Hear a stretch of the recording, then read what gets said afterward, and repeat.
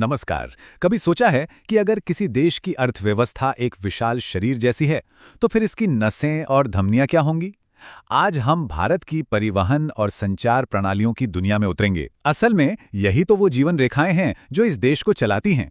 तो चलिए देखते हैं कि ये पूरा नेटवर्क आखिर काम कैसे करता है। तो सबसे पहला सवाल, हम इन सड़कों, ट्रेनों और इंटरनेट केबलों को जीवन रेखा आखिर कहते ही क्यों हैं?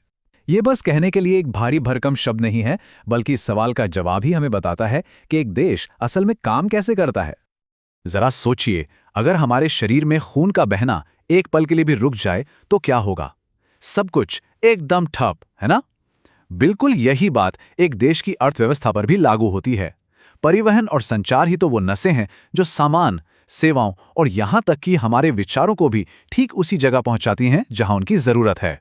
मतलब खेतों से बाजारों तक और कारखानों से सीधे हमारे घरों तक। तो चलिए सबसे पहले जमीन से शुरू करते हैं।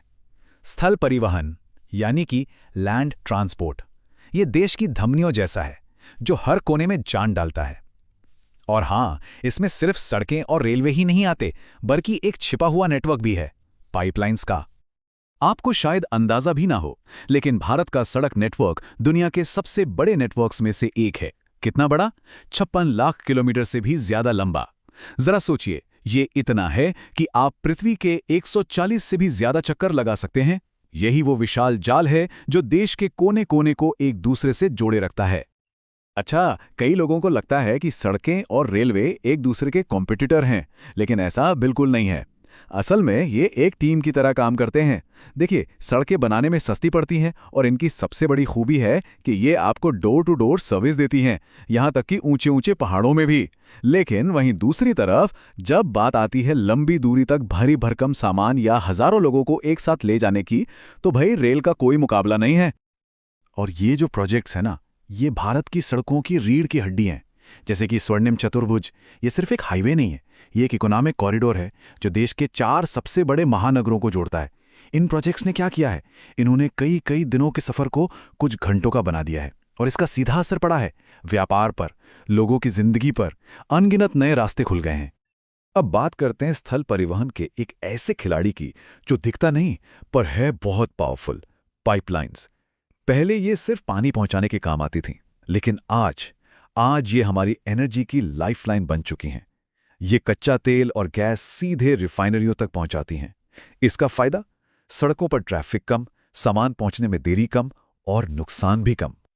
तो जमीन की बात तो हो गई, चलिए अब जरा ऊपर उठते हैं और चलते हैं पानी और हवा में। देखते हैं कि हमारे जल और वायु मार्ग कैसे हमारे तटों को जोड़कर दुनिया को हमारे लिए छोटा बना देते हैं।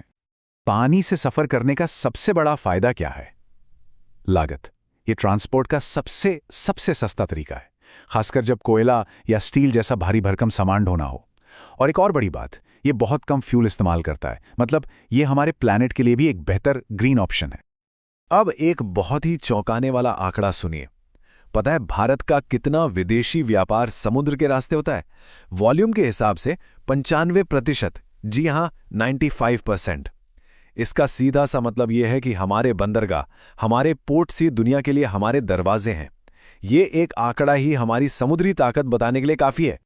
भारत की इतनी लंबी कोस्टलाइन है तो जाहिर है बंदरगाह भी कई हैं, और हर एक की अपनी एक खास पहचान है। पश्चिमी तट पर कांडला और मुंबई हैं जो हमेशा व्यापार से गुलजार रहते हैं। तो पूर्वी तट पर चेन्नई है, देश का सबसे पुराना आर्टिफिशियल पोर्ट जो इंजीनियरिंग का एक कमाल है। वहीं विशाखापत्तनम अपनी गहराई और नेचुरल प्रोटेक्शन के लिए मशहूर है। तो समझने वाली बात यह है कि ये सिर्फ नक्शे पर कुछ डॉट्स नहीं हैं, ये हमारे देश के इकोनॉमिक इंजन हैं।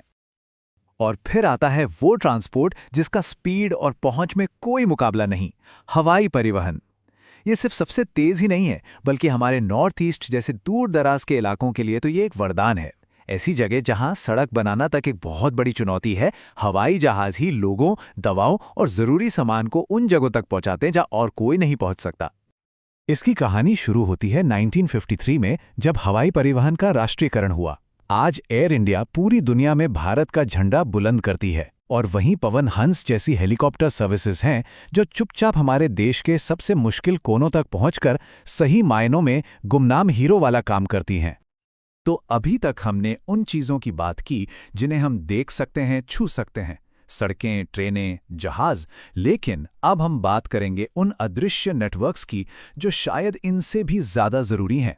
ये हैं कम्युनिकेशन और ट्रेड के अदृश्य धागे। ये जानकर शायद हैरानी हो कि भारत का पोस्टल नेटवर्क दुनिया में सबसे बड़ा है।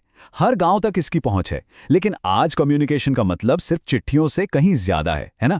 ये पर्सनल हो सकता है, जैसे एक फोन कॉल, या फिर ये मास कम्युनिकेशन हो सकता है, जैसे टीवी, रेडियो, अखबार, जो सिर्फ हमारा मनोरंजन नहीं करते बल्कि हमें एक देश के तौर पर जोड़ते हैं और जरूरी जानकारी और आइडियाज हम तक पहुंचाते हैं।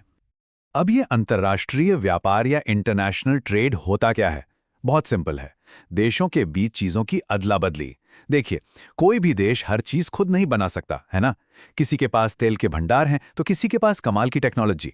तो ट्रेड यह पक्का करता है कि हर देश को वो मिल सके जिसकी उसे जरूरत है, और इसी से पूरी दुनिया एक ग्लोबल मार्केट बन जाती है। कहते हैं कि किसी देश का व्यापार उसकी आर्थिक सेहत का आईना होता है। इसे एक इकोनॉमिक बैरोमीटर की तरह समझिए। जब ये बैरोमीटर ऊपर जाता है, मतलब व्यापार बढ़ता है, तो ये संकेत है कि अर्थव्यवस्था मजबूत है, हेल्दी है। और जब ये नीचे गिरता है तो समझ लीजिए कि ये एक वार्निंग साइन है। इसी से जुड़ा एक टर्म है ट्रेड बैलेंस, मतलब इंपोर्ट और एक्सपोर्ट के बीच का फर्क। अगर कोई देश जितना सामान बाहर से खरीदता है, यानी इंपोर्ट करता है, उससे ज्यादा का सामान दुनिया को बेचता है, यानी एक्सपोर्ट करता है, तो इसे कहते हैं फायदे वाला बैलेंस। ये इकोनॉमी के लिए बहुत अच्छा है। और अगर इसका उल्टा हो, मतलब खरीदा ज्यादा और बेचा कम, तो वो होता है घाटे वाला बैलेंस। चलिए अब बात करते हैं हमारी आखिरी लेकिन शायद सबसे हैरान कर देने वाली जीवन रेखा की। जब हम टूरिज्म के बारे में सोचते हैं तो क्या ख्याल आता है? छुट्टियां, घूमना फिरना, यही सब ना? लेकिन क्या होगा अगर मैं कहूं कि यह भारत की सबसे बड़ी इंडस्ट्रीज में से एक है? जरा इस नंबर पे गौर कीजिए, 150 लाख से भी ज्यादा लोग। ये दिल्ली शहर की आबादी के करीब है। इतने लोग सीधे सीधे भारत के टूरिज्म सेक्टर में काम करते हैं। होटल वाले, टूरिस्ट गाइड, ड्राइवर, छोटे छोटे दुकानदार, कारीगर। सोचिए, ये इंडस्ट्री लाखों परिवारों का घर चलाती है। टूरिज्म एक कमाल का चक्र बनाता है, मतलब एक अच्छा चक्र। ये ना सिर्फ देश में विदेशी पैसा लाता है, बल्कि हमारे कल्चर को, हमारी संस्कृति को भी जिंदा रखता है। ये लोकल कारीगरों को, उनकी कला को सपोर्ट करता है, और शायद सबसे जरूरी बात, ये हमें एक दूसरे से जोड़ता है। जब हम घूमते हैं तो हम सिर्फ जगहें नहीं देखते, हम अपने ही देश के अलग अलग लोगों को समझते हैं, और इसी से तो राष्ट्रीय एकता मजबूत होती है। तो आखिर में हम किस नतीजे पर पहुंचे? यही कि ये सारी प्रणालियां, सड़कें, रेल, बंदरगाह, कम्युनिकेशन, ये सब अलग अलग टुकड़े नहीं हैं, बल्कि ये एक विशाल, एक दूसरे से जुड़ा हुआ जाल है जो पूरे देश को एक धागे में पिरोता है। तो याद रखिए, ये सिर्फ स्टील, कंक्रीट और केबलों का जाल नहीं है। ये एक आधुनिक, एक समृद्ध और एक जुड़े हुए भारत की धड़कन है, जो हर दिन, हर पल हमारे देश में जान फूंकती है। और जाते जाते एक सवाल छोड़ जाता हूं। जरा सोचिएगा, जैसे जैसे परिवहन और संचार की ये जीवन रेखाएं और मजबूत, और तेज और बेहतर होती जाएंगी, भारत का भविष्य कैसा दिखेगा? इसी सवाल के साथ धन्यवाद।